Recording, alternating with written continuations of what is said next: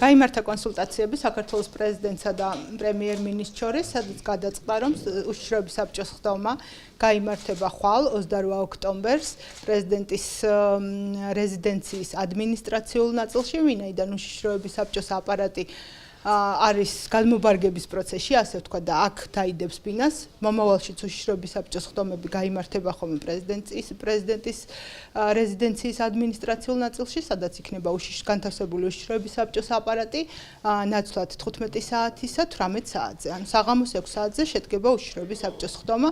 ყველა ის მინისტრი, ვინც არის საქართველოში, დაესწრება უშიშროების საბჭოს ხდომას.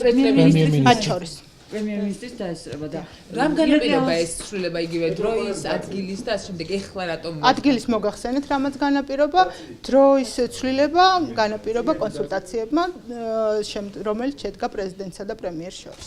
ირაკლი ალასანიას ნაცვლად ირაკლი გეგეჭკორიას მინისტრის მოვალეობას და დიახ, კანონმდებლობით მინისტრის მოვალეობის შესრულება შეიძლება, თუმცა უშიშროების საბჭოს წევრის მოვალეობის შესრულება არ ითვალისწინებს კანონმდებლობა, შესაბამისად მოადგილეები უშიშროების საბჭოს ხდომას არ დაესწრებიან.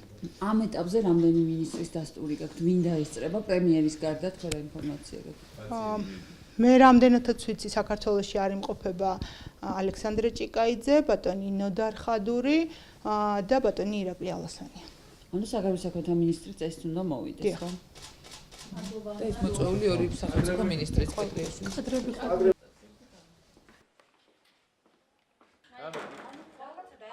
პრეზიდენტის მიკროფონები